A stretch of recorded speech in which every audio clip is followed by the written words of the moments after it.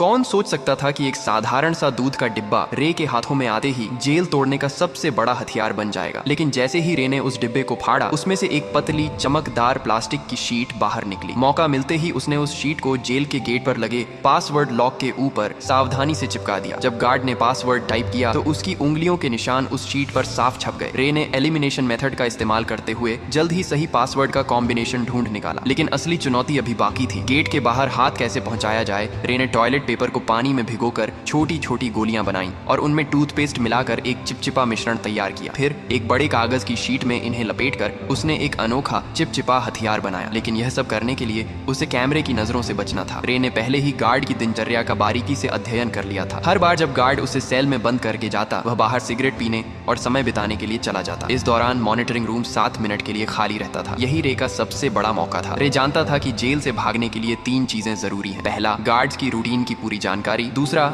Jail के ढांचे का सटीक अंदाजा। और तीसरा, बाहर किसी भरोसेमंद साथी का होना। रे ने पहले 2 चीजों पर पकड़ बना ली थी। उसने जेल के पास एक कमजोर जगह भी ढूंढ निकाली थी, एक फायर स्टेशन जो जेल की दीवार से सटा हुआ था। रे के पास ब्लैक सेल की लोकेशन का भी पता था। सब कुछ दिमाग में सेट करने के बाद उसने अपने प्लान को अमल में लाना शुरू किया। उसने जानबूझकर एक कैदी पर हमला कर उसे घायल कर दिया। जैसा उसने सोचा था वैसा ही हुआ। गार्ड्स ने उसे सजा के तौर पर ब्लैक सेल में डाल दिया। जब गार्ड खाना देने आया, रे ने चुपके से कागज की गोली छोटी खिड़की के ताले में डाल दी, जिससे वह आसानी से खुल गई। पासवर्ड सिर्फ 4 अंकों का था, जिसे रे ने चुटकियों में क्रैक कर लिया। ब्लैक सेल से निकलते ही उसने मॉनिटरिंग सिस्टम को हैक कर 1 मिनट पुराना फुटेज चला दिया ताकि गार्ड्स को कुछ पता न चले। इसके बाद उसने फायर स्टेशन से जुड़ी वेंटिलेशन पाइपलाइन को खोज निकाला। जब गार्ड्स सिगरेट पीने में व्यस्त थे, रे उस पाइप के रास्ते रेंगता हुआ बाहर निकल गया। बाहर उसकी साथी पहले से ही तैयार थी। उसने एक छोटी कार में विस्फोट कर दिया, जिससे फायर अलार्म बज उठा। गार्ड्स ने सीसीटीवी फुटेज चेक की, लेकिन सब कुछ सामान्य दिखा। इस बीच रे फायर स्टेशन में दाखिल हो चुका था। उसने जल्दी से एक फायर फाइटर की वर्दी चुराई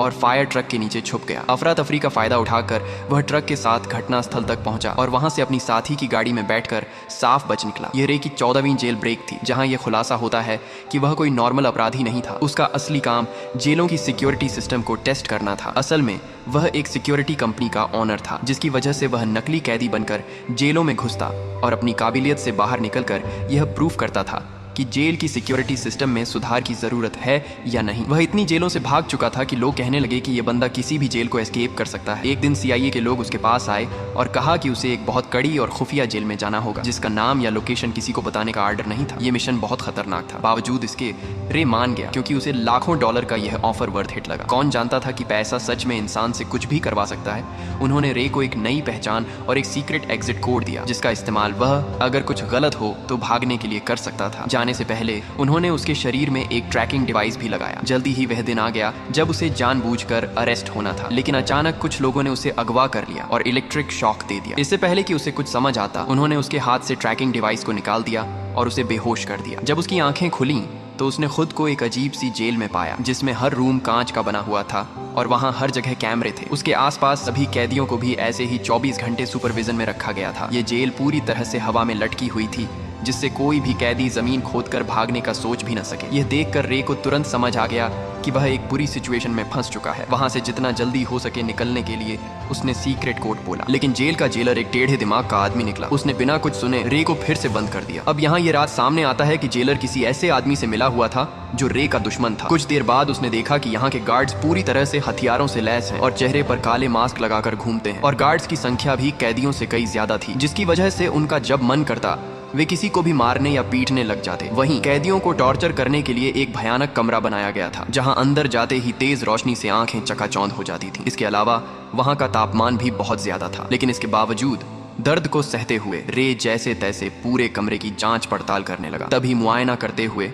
उसकी नजर फर्श पर स्टील प्लेट से जुड़ी कील पर पड़ी। उसी मोमेंट उसके दिमाग में एक आइडिया आया। बाहर निकलने के बाद उसने प्लान बनाना शुरू कर दिया। अब जेल से बाहर निकलने के लिए उसे किसी की सख्त जरूरत थी। जैसे ही उसने अपनी पहचान बनानी शुरू की, तभी टाइसन नाम का एक आदमी उससे दोस्ती करने आ गया। उसकी आंखों में अलग ही चमक थी। उसने सीधे पूछा, क्या चाहिए तुझे? रे ने भी कुछ नहीं छुपाया और सीधा कहा, मुझे एक चमकदार आयरन शीट चाहिए जो रोशनी को रिफ्लेक्ट करे, और अगर तुम मुझे यह लाकर देते हो तो हमारी दोस्ती पक्की समझो। इस पर टाइसन भी राजी हो गया। इसके बाद वह सीधा जेलर के पास पहुंच गया और उसे उल्टा सीधा कहने लगा, जिससे टेढ़े दिमाग का जेलर गुस्से में आकर उसे वाटर टॉर्चर देने लगा। हालांकि इसी बीच टाइसन ने चालाकी से उस कमरे का ड्रेन कवर निकाल लिया। काफी मार खाने के बाद उसने वह कवर रे के हवाले कर दिया। रे को लगा, वाह, यह आदमी तो काफी शातिर खिलाड़ी निकला। टाइसन से इम्प्रेस होकर उसने अपनी असली पहचान बता दी कि मैं एक जेल ब्रेकर हूँ। इसी के साथ उसने अपना एनालिसिस भी बताया कि इस जेल का स्ट्रक्चर वर्टिकल है, जिसका मतलब यह जेल अंडरग्राउंड में बनाई गई है। दरअसल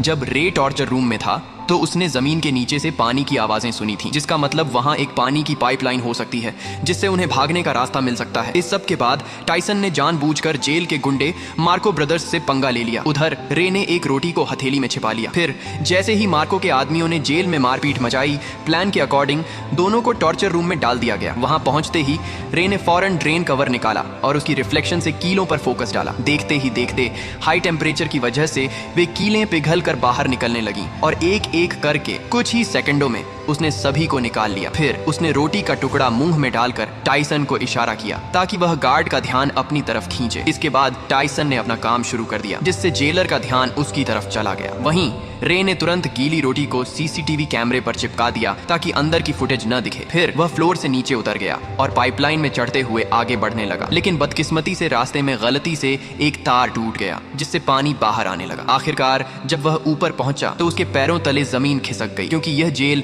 जमीन के नीचे नहीं बल्कि समुद्र के बीचों बीच पानी की एक विशालकाय शिप में थी, जहां से भाग पाना नामुमकिन था। इस बीच पानी लीक होकर जेल के अंदर भरने लगा, जिसकी वजह से टॉर्चर रूम के कैदियों को रिहा कर दिया गया। खुशकिस्मती से रे गार्ड्स की नजरों से छिपकर समय पर वापस आकर बच गया। हालांकि दूसरी ओर एक नई मुसीबत उसका इंतजार कर रही थी। दरअसल जेलर को फर्श पर छोड़ी गई कीलें मिल गईं, जिससे वह समझ गया कि रे ने जेल तोड़ने की कोशिश की है। उसके बाद उसने फौरन एक आदमी को कॉल लगाया, जहां यह राज खुला कि रे को इस जेल में फंसाने वाला कोई और नहीं बल्कि उसका बिजनेस पार्टनर लेस्टर निकला, जिसने कंपनी के लालच में आकर यह साजिश रची थी। अब अगले दिन किसे पता था कि रे के ऊपर टॉर्चर के बादल मंडराने लगेंगे। जब जब वह सोने की कोशिश करता, गार्ड्स उसे जगा देते और इसका फायदा उठाकर वह उसे खूब मारते पीटते भी थे। ऐसे ही कई दिन बीत गए। रे पूरा दिन बेहोशी और थकान में रहता। आखिरकार उसकी हालत देखकर गार्ड्स उसे रोज मेडिकल रूम ले जाने लगे। कितने जख्म, कितनी दर्दनाक यादें, कितनी टूटी उम्मीदें, फिर भी वह अपनी लड़ाई लड़ता रहा। डॉक्टर भी उसे देखकर दंग हो जाता था। कुछ दिनों के बाद टॉर्चर का सिलसिला खत्म हो गया और उसने फिर से प्लान बनाना शुरू कर दिया। दरअसल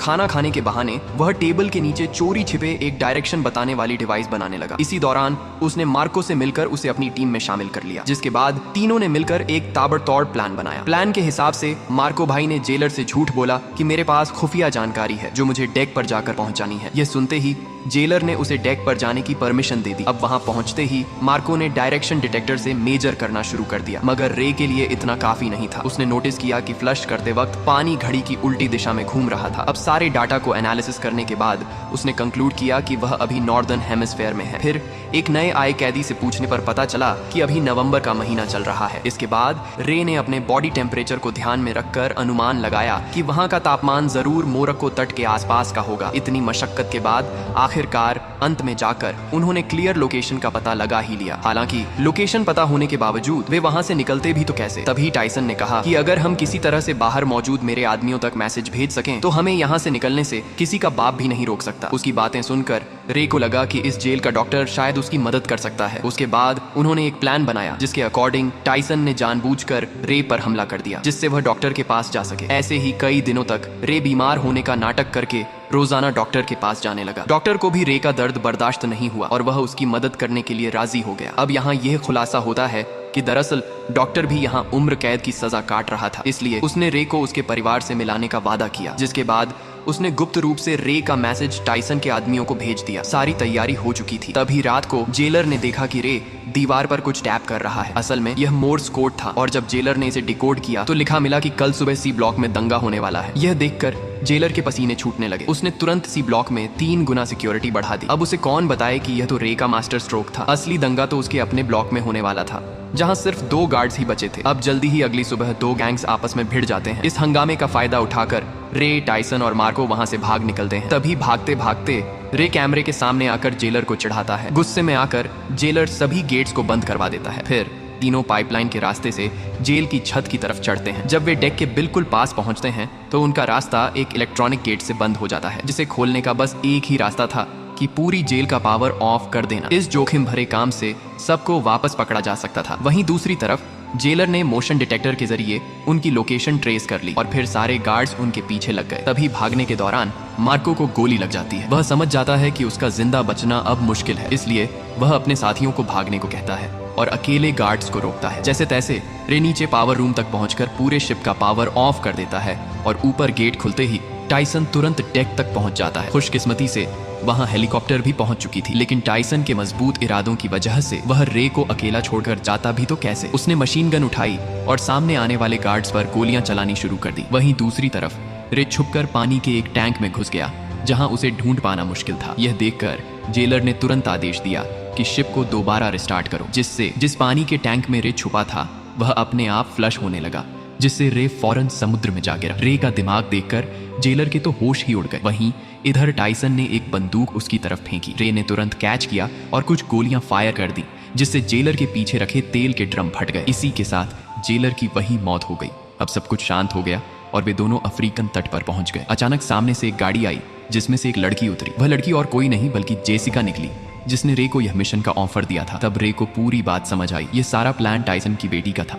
दरअसल जेसिका ने अपने पिता को बचाने के लिए उसे जेल में भिजवाया था और रे की चालाकी से उसे बाहर भी निकलवा लिया। आखिरकार रे के चेहरे पर एक प्यारी सी मुस्कान खेल उठी और ऐसे ही संघर्ष और हार न मानने के जज्बे से वे लोग अपने परिवार से वापस मिल सके। यही मुलाकात इस खूबसूरत फिल्म का अंत बन गई। तो दोस्तों, आशा है आपको कड़ी मेहनत और उम्मीद से भरी यह मूवी पसंद आई होगी। अगर पसंद आई है तो प्लीज़ नीचे आ रही इन वीडियोस को भी ज़रूर देखें और वीडियो को लाइक करके चैनल को सब्सक्राइब कर लें, जिससे आपको और भी मूवीज़ देखने मिल सकें।